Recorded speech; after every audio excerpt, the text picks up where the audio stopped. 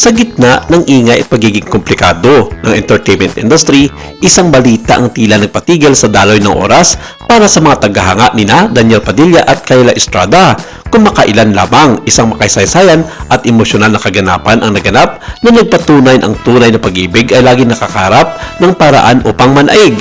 Hindi lang naging usap-usapan sa bawat sulok ng social media ang formal engagement celebration ni Daniel at Kyla, kundi nagsilbing inspirasyon din sa marami na naniniwala sa konsepto ng forever. Ang pagdiriwang na ito ay hindi lamang isang simpleng pagtitipon ng mga sikat na personalidad. Ito ay isang matalik ngunit marangyan okasyon at eksklusibo lamang na dinaluan ng mga malalapit na kaibigan, mga kamag-anak at higit sa lahat ang mga magulang ng magkabilang panig.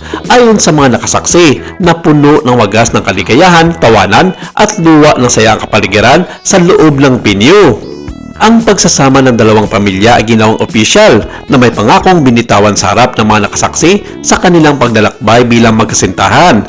Pero ang talagang nakakuha ng atensyon at naging talk of the town ay ang napakagandang engagement ring na ibinigay ni Daniel kay Kyla. Ang piraso ng alahas na ito ay hindi lamang isang simbolo ng karangyaan, ngunit isang seryosong testamento sa dedikasyon.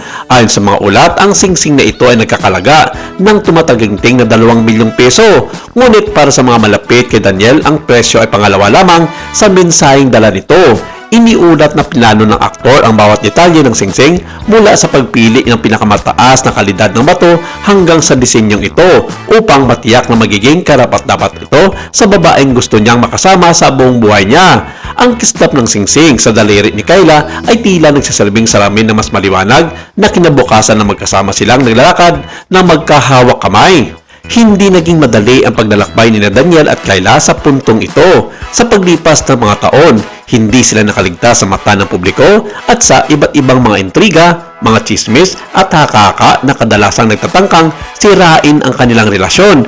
Pero sa halip na pagbigyan, pinili ng dalawa na manatiling matatag sa pribado. Ang desisyon nilang huwag palaging pisligawan ang bawat detalye ng kanilang pagmamahalan sa buong mundo ay naging susi sa higit na pagpapatibay ng kanilang pundasyon bilang mag-asawa. Sa bawat pagsubok na dumating, napatunayan nila ang paggalang at pagtitiwala ang pinakamalagang sandata sa anumang relasyon. Sa pagkalat ng balita online, bumuhos agad ang suporta mula sa mga netizens. Sa loob ng ilang oras, naging trending topic sa iba't ibang mga platforms ang Daniel at Kyla engagement. Ang mag-asawa ay nakatanggap ng libo-libong mga pagbati na marami ang nagsasabing ito ay isang pangarap na natupad upang makita silang maabot ang milestone na ito.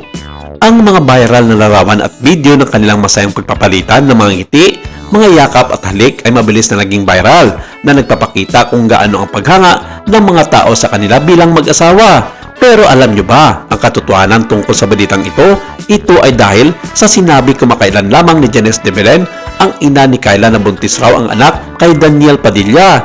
Ibinuking ito ng ilang mga showbiz insiders at maging sa talk show ni Christopher Min kung saan ginawa pa itong blind item sa kanilang pag-uusap kasama si Romel Chica at Wendell Alvarez.